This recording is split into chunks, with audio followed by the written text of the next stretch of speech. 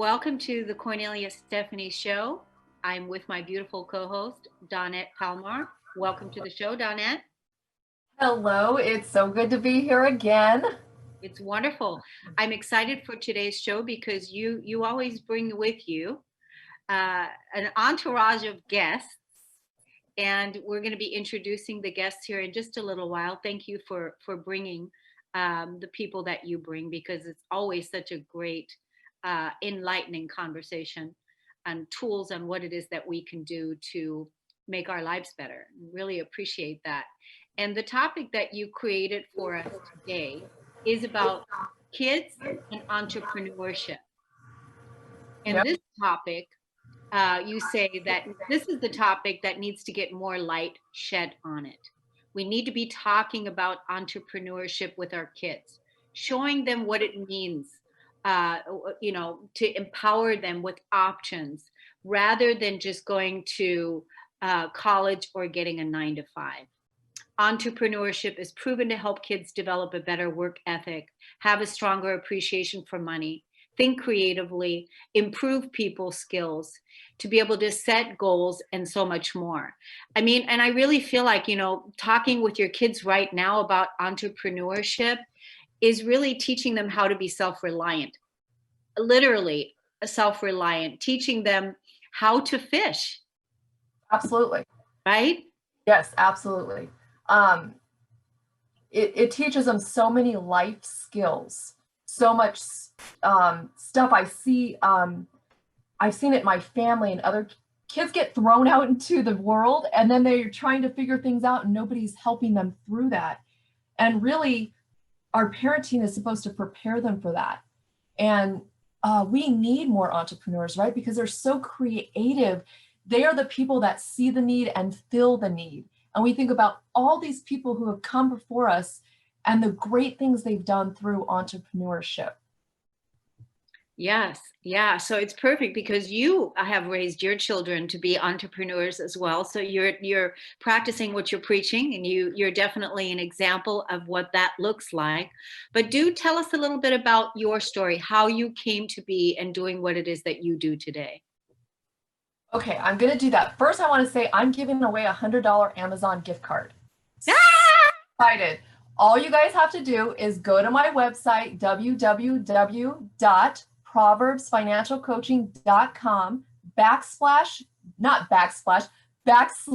/, giveaway. Subscribe to my YouTube.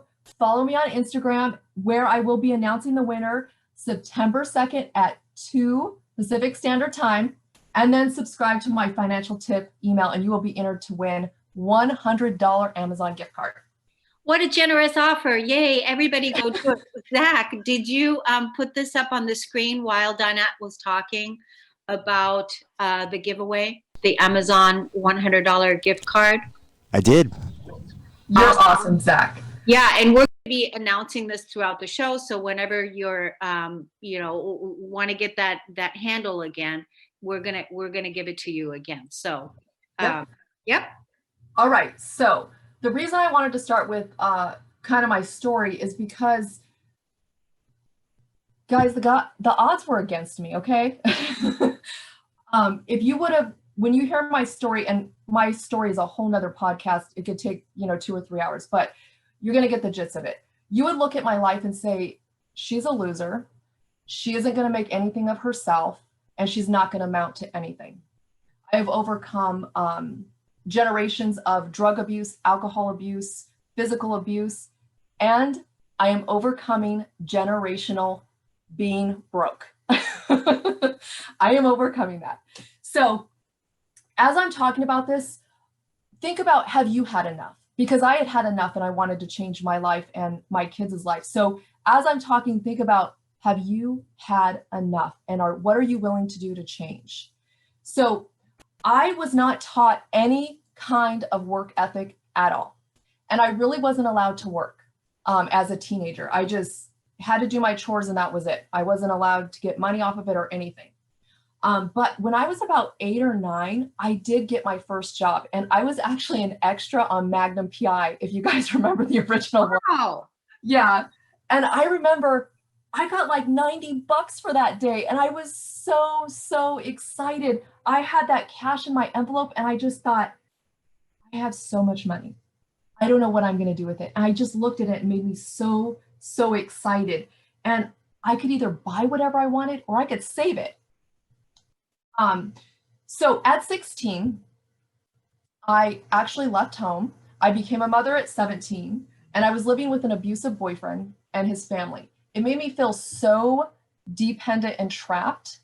And at 19, I finally had had enough and kicked that guy to the curb and said, I am never going to let someone treat me like that again or make me feel that way again. I was making my own money, feeling great and independent, right? I wanted to control my life. I felt freedom and I knew I wanted more. And I think this is kind of where my entrepreneurial spirit was born.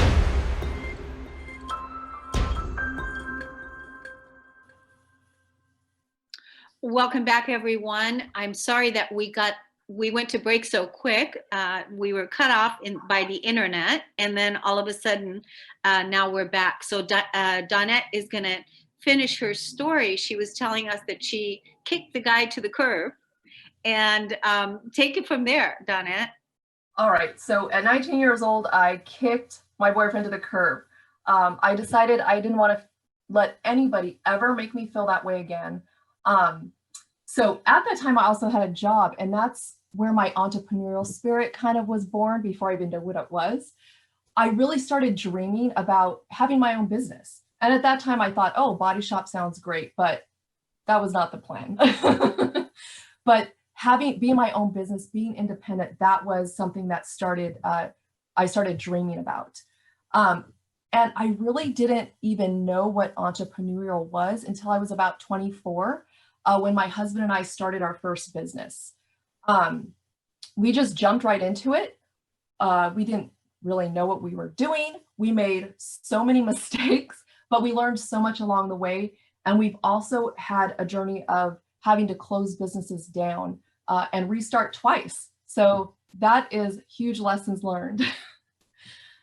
So importance of teaching our kids the entrepreneurship, like we were talking about earlier, Cornelia, having a better work ethic, a stronger appreciation for money, creative thinking, improved people skills, and better goal setting. So how did I take all of this and help my kids? If you guys listened to the podcast during the summer, I had my kids on here, so you can go back and listen to that and listen to their stories. But parents, we really should be talking to our kids about this stuff. Really open up those conversations like we've been saying for the last 10 months, right? Talk to your kids. One thing I did was change my kids' allowance to a commission. So they only got paid for what they did. They didn't just get paid because it was payday. Because if you don't show up to work, guess what? You don't get paid, right? That's what happens in the real world. Yeah. And I always had my kids working beside me, whether I was volunteering or working. And for a couple of years, I ran a coffee shop, and I had them at they were probably 7, 8, 9. They were taking orders, having to interact with people. They were running the register and were actually able to count the change back to people, not just hand it and say, here you go. And just kind of say, well, there's $10.80 back. They learned how to make all the drinks, and they learned how to clean up. Then when they were about 9, 10, 11, I put them on payroll. So they started learning about taxes, learning to give, to save, to spend, and all these skills that they needed to become the successful adults they are today. Teaching them the value of money, how to make money, how to handle money. A lot of kids think you just go to the ATM and pull money out. They don't really know that you got to work and put it in there first, right? And I didn't give my kids everything or pay for everything. And you've heard the stories of when we were going to the restaurants and they had to buy their own drinks. They only did that for a short time because they didn't want to waste $3 or $4 on a drink. They'd rather just drink water and spend their money on something else that they really enjoyed. So doing little things like that has really helped them. And they have mowed lawns, pulled weeds, used their gift and talents to make money. Chloe, who I had on before, actually went and found a bunch of free stuff on Craigslist and then turned around and sold it for money. So great, right? So they've done a ton of things to be able to make money and have this entrepreneurial spirit. Yes, that's fantastic. And that's, what you're helping people do is you've brought on so many guests and clients and children that are, trained from an earlier age so that they don't end up the same statistic of what we had to do, right? Helping them become entrepreneurs early on and having those conversations, learning the value of money and knowing what to do to create wealth from an early age rather than be another poverty statistic, right? Exactly. Yeah. So let's introduce these three amazing people.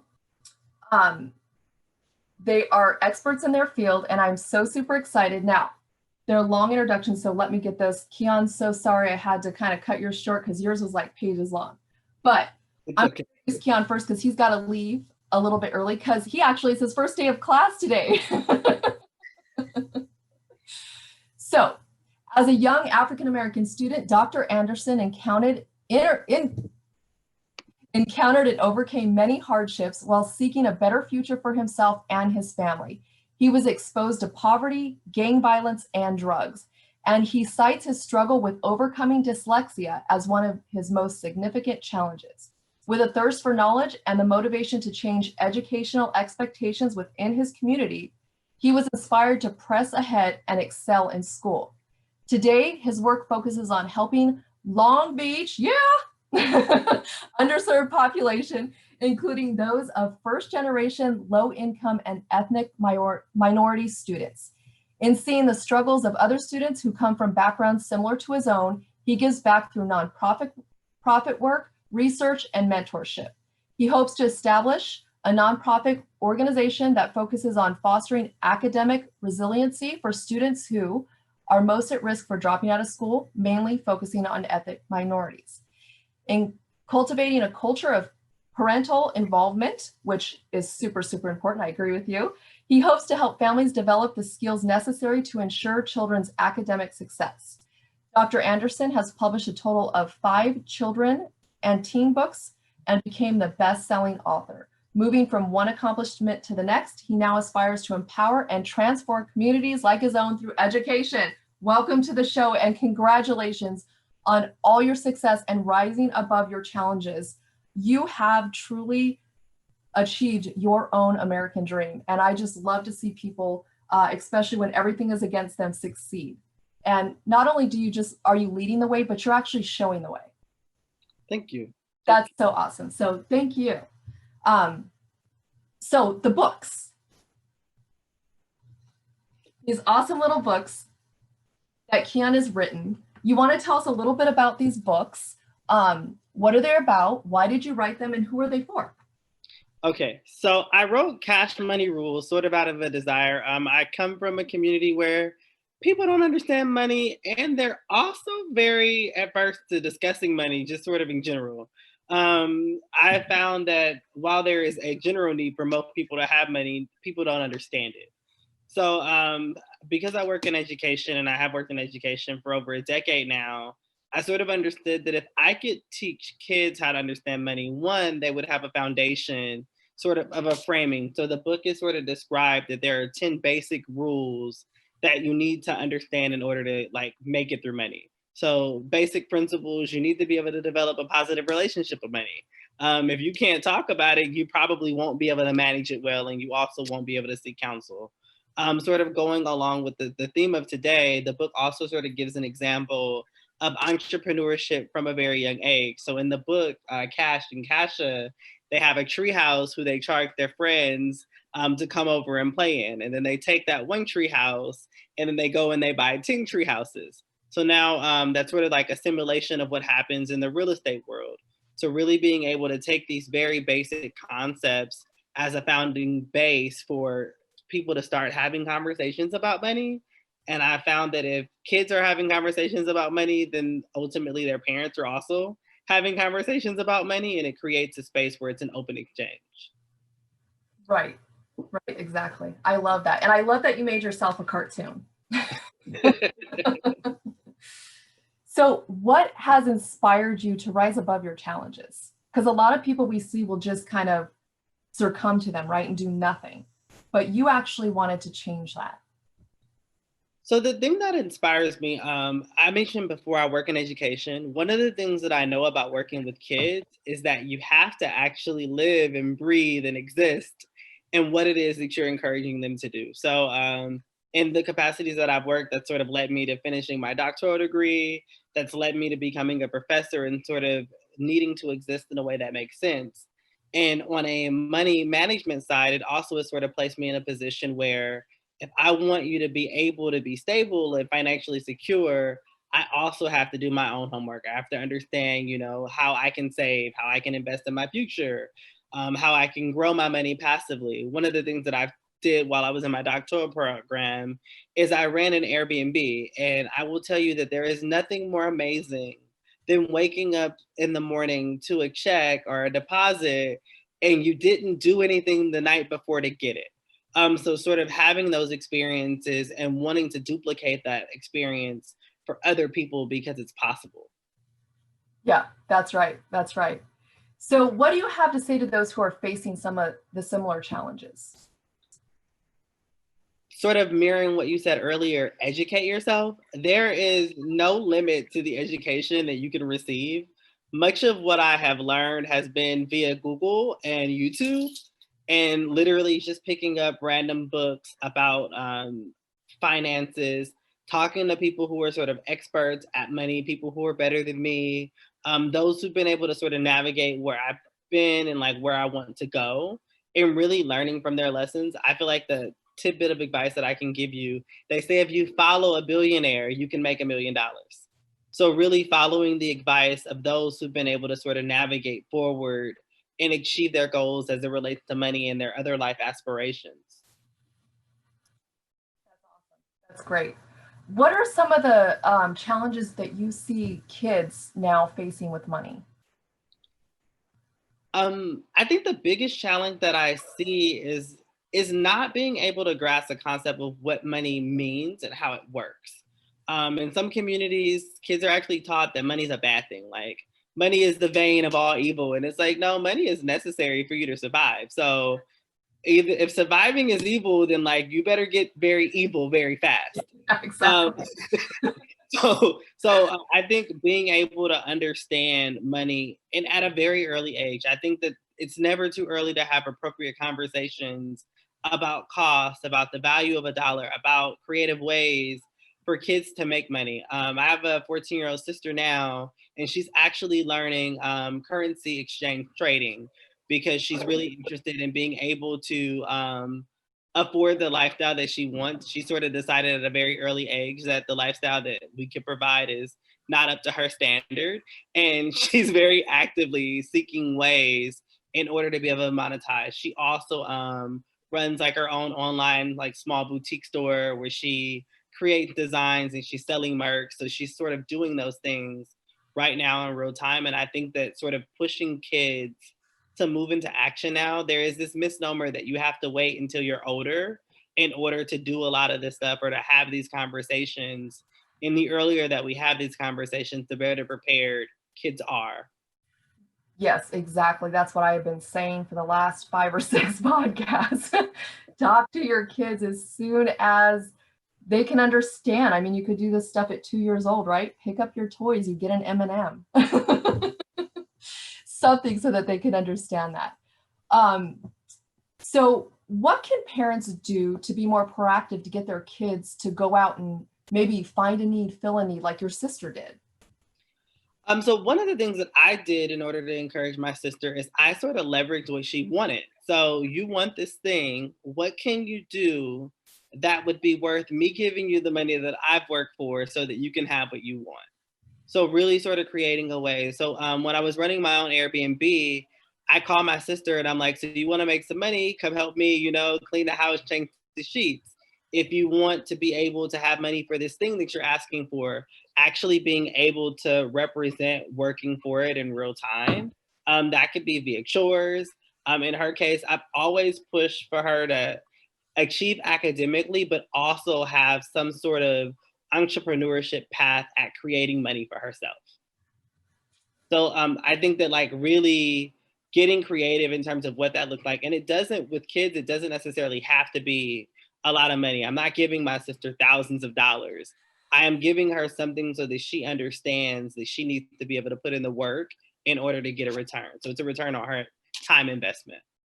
Yeah, that's great. And I think the more that parents talk about and create those opportunities and get the kids to be creative about that, they can actually go out and ask neighbors and friends and family and create businesses to go out there and make their own money.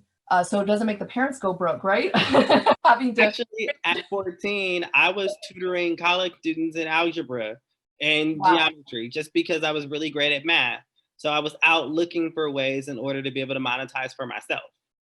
And I bet right now with this whole online learning and all of this, there's just like an explosion happening of opportunities where people can become, mentors and mentor other students just like you did. So it's very inspiring. We're getting ready to go to break, but before we go to break, Dawnette, tell the audience they can win a $100 gift card in a round that you created. Let's tell everybody how they can participate. So go to www.proverbsfinancialcoaching.com/giveaway, and it will give you instructions. You can subscribe to my YouTube, follow me on Instagram, and sign up for my newsletter and enter to win a $100 Amazon gift card. And when we come back, I'm going to introduce our other two guests.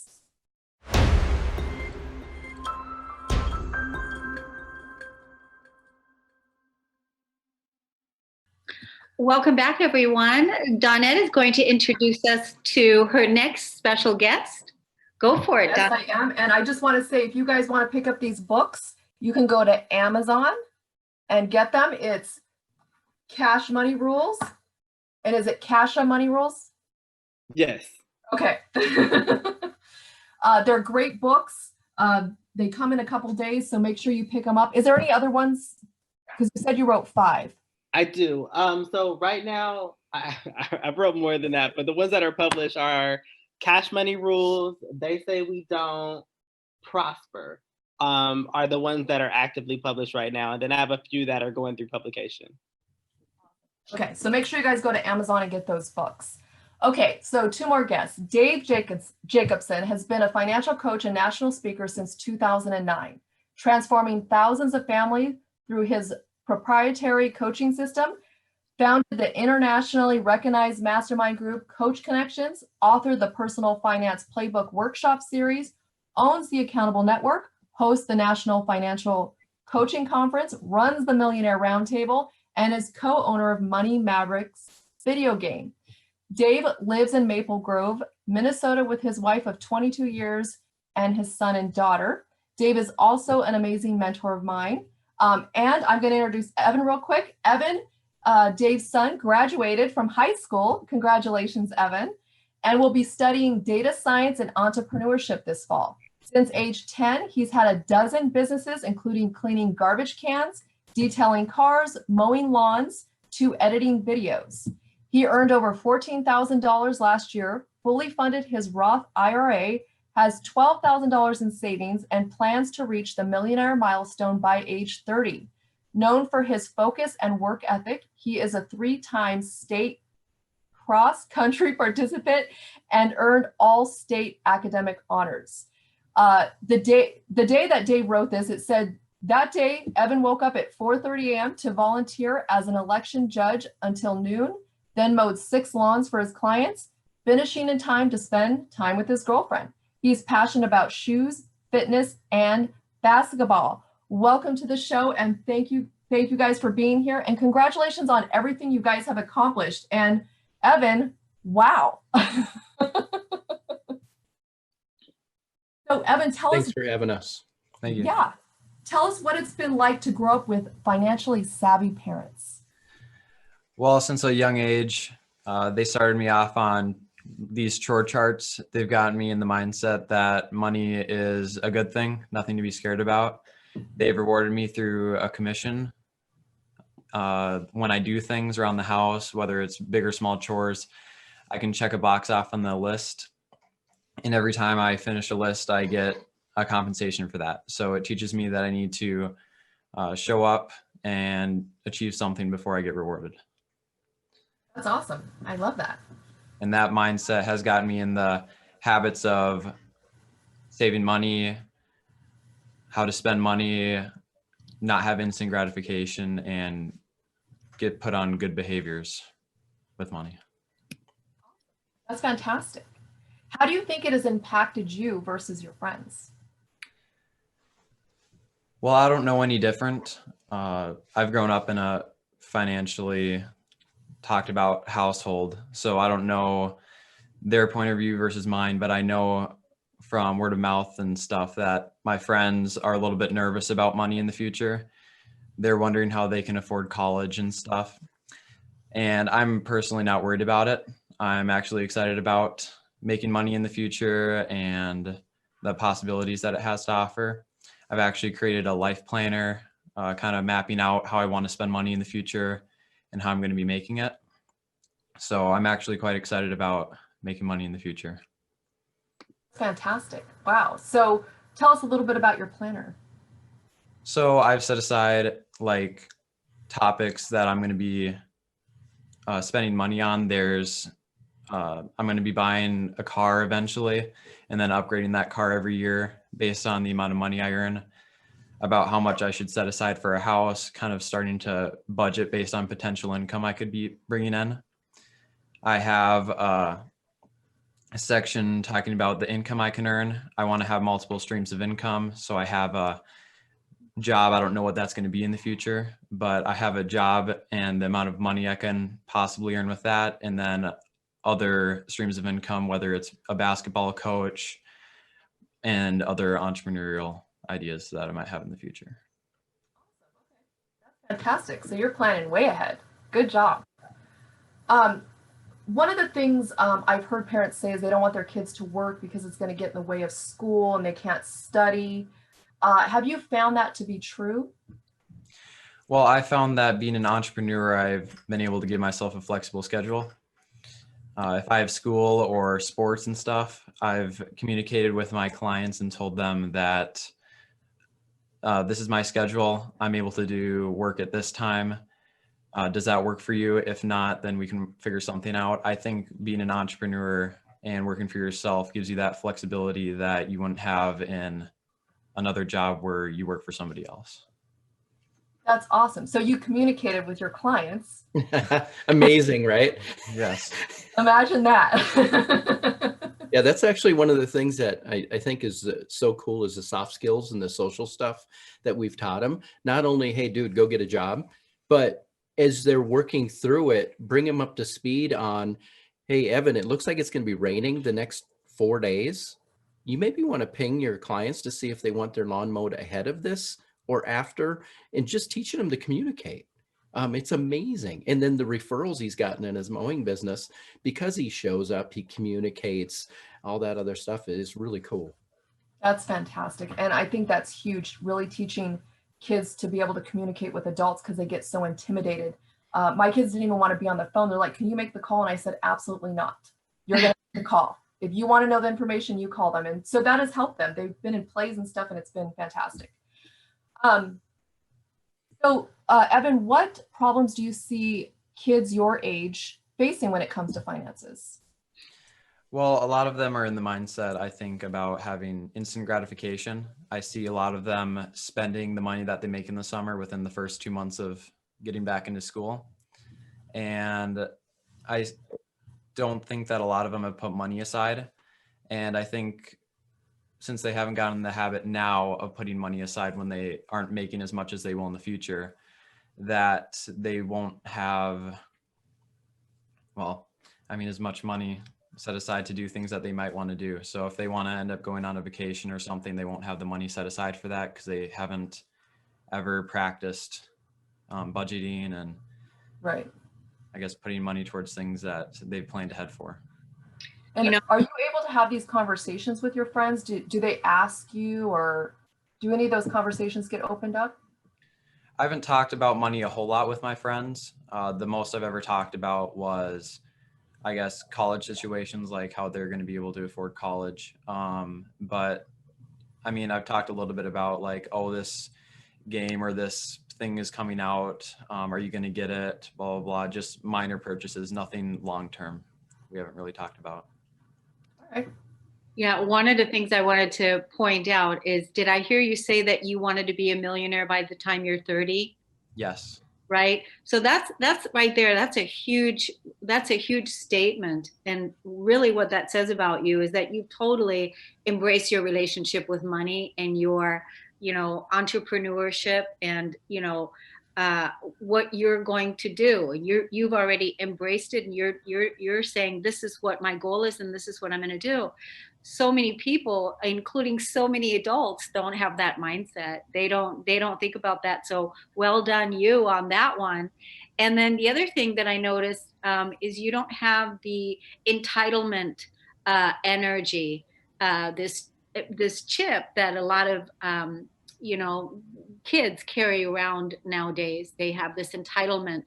They feel entitled to have everything handed to them. And so your parents have done a fantastic job with, laying the foundation out for you, these core principles that are just really inspiring. Yeah. Good job, Dave. Thank you. Yeah, it's been fun. It's as you know, I enjoy talking money, so having kids that are raised, and I'm pretty proud of both of them. So yeah, it's been cool. So Dave, shifting a little bit to you, what inspired you to make sure your kids knew about money and entrepreneurship? Well, in the coaching world, we see a lot of people that have a lot of issues. And we also see people that have so much potential and they're blowing it. I didn't want that for our kids. I think as parents, it's our job to get our kids to the level above us. And the way we can do that is equip them early with the things that we've learned through mistakes and all that other stuff. So if we can launch them quicker, they're going to be better off. So we have very open discussions about money. There really isn't. Is there any questions we don't really cover? We talk about it almost daily on some random something. Yeah, we talk about money a lot. Yeah. And then when it comes to entrepreneurship, not that everybody's built different. Some people just want a W-2 job, and that's so cool, and that's all right. Others are just never exposed to entrepreneurial stuff. So then they're afraid of it, and they get to be like 40, 45, and they're still scared to dive into it. It's like, go explore, especially as kids. Who cares? So that's what we've been trying to foster in our kids, is just go test and figure out what you're passionate about. And then the habits and behaviors that we can teach through the process, we try to inject those too. That's awesome. I hope you guys heard that. They're talking to their kids about money almost every single day. This conversation is so very important. You guys, money touches every area of our lives. We need to be talking about it. We should be talking about it. We have to be talking about it. So Dave, what do you think is blocking parents from exposing their kids to even talking about money or this entrepreneurship? Well, entrepreneurship, the difficulty there is they may not understand it themselves. So it's hard to teach something or walk people through it or children through it if you don't understand it yourself. I think that is a big barrier, but why not go explore it together? That's great. So you can spin any negative into a positive and say, you know what, it's a great question about entrepreneurship and starting your business. Let's go figure it out, and you do it together. So that's what I would encourage there. That's awesome. And one thing you also said was that you talked about mistakes, right?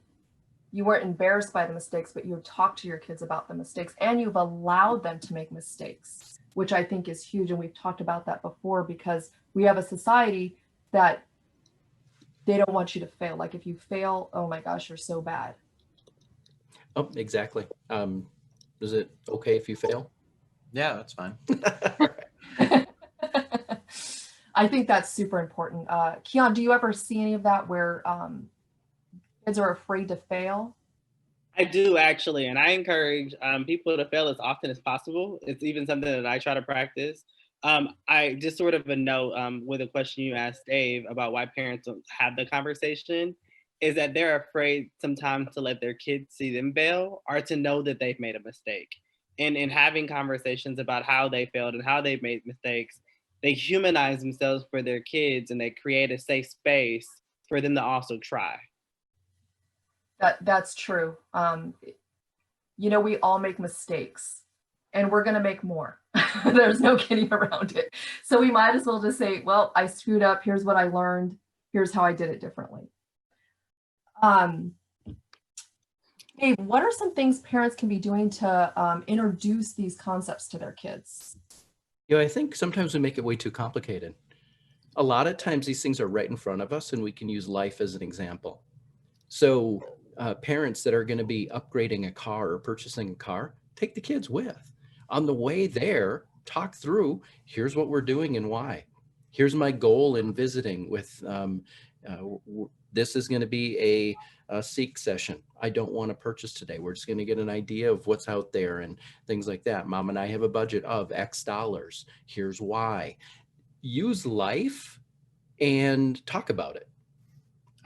There's a gentleman coming over today. He's going to be taking a look at our water heater. We think we're going to need to replace it. Here's the kind of questions I'm going to be asking him. Use the things that are right in front of you. And again, you don't have to be perfect at it because whatever you share with them is more than they already know. And ask them, what other things should I be asking them? Any questions that you have? Bring them into the discussion. It's actually super easy. And I don't know if we fumbled upon it and just don't really care. We just talk about this stuff.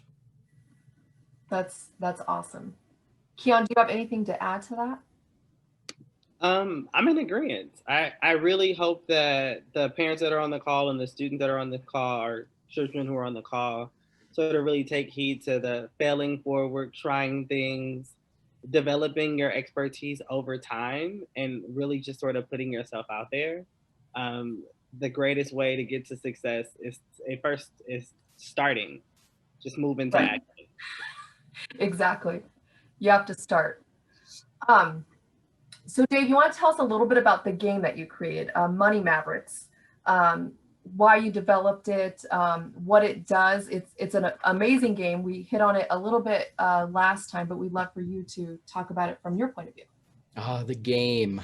Imagine everything that I've learned in personal finances, either through trainings that I've taken. I actually train others. I've worked with thousands of clients, and I've noticed the habits and behaviors that it takes to build wealth. I've talked through and worked with people through every single life situation. And we use the game in a gamified, fun process to walk kids through that. And one of my rules when we built the game was it cannot be funded by anybody, because then it's going to be skewed, right? If it's funded by a bank or a financial institution, it's going to promote something. That was the rule. The other piece that was really interesting that I wasn't sure we'd be able to do, because game design is a little unique and you're not sure what your parameters are and things like that, is we need to get the point across that wealth is not a pile of money and debt free. Wealth is holistic. It's, yes, sure, finances, but you also have health, spirituality, your vocation you need to be passionate about. It involves everything. So the very first thing the kids do when they jump into the game is they set their happiness scale. What is important to me? Is it relationships or is it financial stability? Is it this or is it that? And they only have so many points they can use, and it has to balance. As they go play the game, the game's formula and decisions they make ties back to what they said is important to them. And it's so cool, because then when you talk about opportunity costs, because that's really what we're talking about in the game and in all their decisions, as they make opportunity cost decisions, it weighs against what they said is important to them. And then their happiness meter, or up to a score of 100, will rise or drop based on the decisions they're making. And they're able to see not only the short-term, but long-term impact of their decisions. The other cool thing about the game is we aren't coming in saying, this is what you need to do. We're just exposing them to it, and they get to make the call.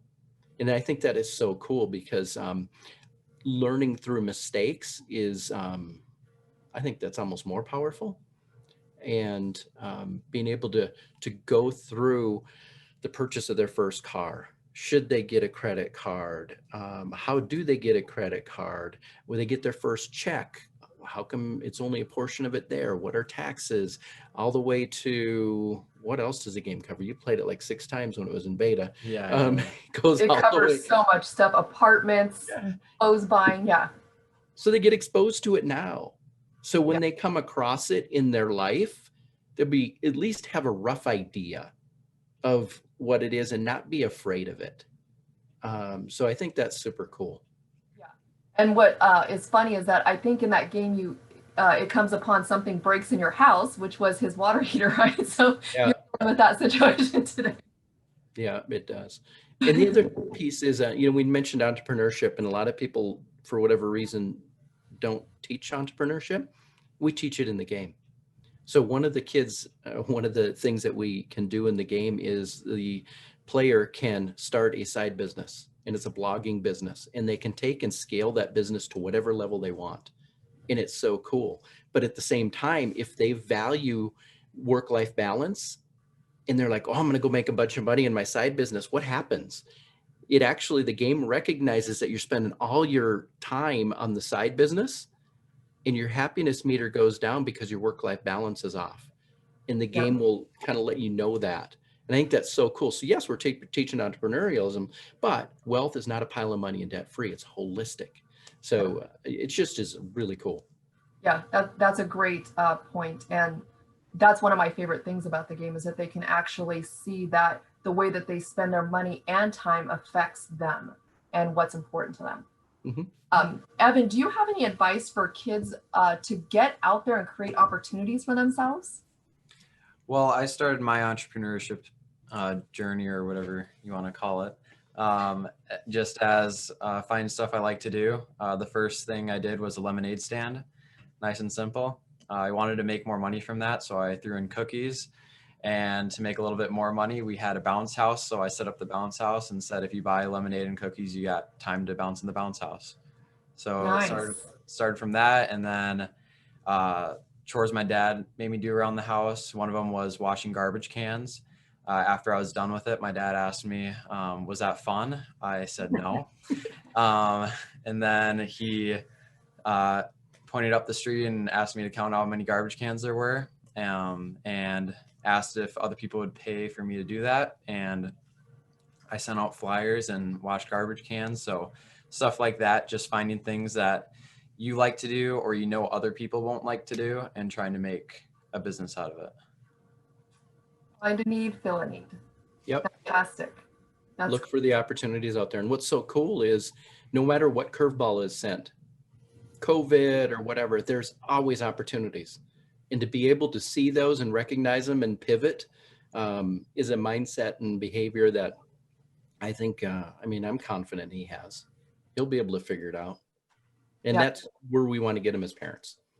Right. We want them to, exactly. We want them to be able to go out there and no boomerang kids, right? We don't want to create boomerang kids.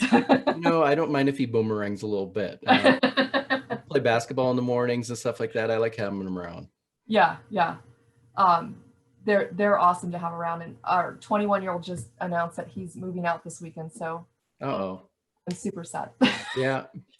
Keon, do you have anything to add about how kids could get out there and create these opportunities? I think it starts with asking. So I think like the idea of asking the neighbors if they needed help cleaning out their trash, if they need to get their grass cut. Something that I know that I have a lot of students who are doing now is they're doing grocery store deliveries, where they're taking orders for people in the community. And when they go to the store, they're also picking up other stuff for them. Just because some people don't want to go outside at all. So really being able to take advantage of the highs and the lows. I also have students who are sort of running tutoring services because traditional tutoring and testing services were not prepared to go online. And many of my younger youth, they were already sort of doing these things. So they're literally taking what they were doing face to face and taking advantage of this opportunity to not only build out businesses, but do more than what they would have been able to do because they're saving on the travel time. Wow, that's awesome. Yeah. So asking, and so they're not using the Instacart route. They're actually going to their neighbor and saying, hey, can I pick you something up from the grocery store? Yeah. One of my kids, he was volunteering at a senior community. So he sent out a flyer to the seniors because, of course, they're more at risk. He's like, I can pick up groceries or snacks or whatever you need from the store while I'm out. And then they do like a technical drop off where they drop off everything. They send the money via electronic means. So they have everything they need. That's fantastic. I love that. So you guys, there is so much opportunity out there. All the creativity, asking people, looking around, seeing what needs to be done. And I know like our hour is just about up. I think we have about 1 minute left. So I want to remind you, go to my website, www.proverbsfinancialcoaching / giveaway to enter to win a $100 Amazon gift card. And I want to thank all my guests for being here, for coming and talking and sharing your expertise with us. It was so fun to have you. So thank you guys so much. Thank you for being here. Thank you. Thank you. Thanks, audience. We'll see you again next time. Thanks, Donette.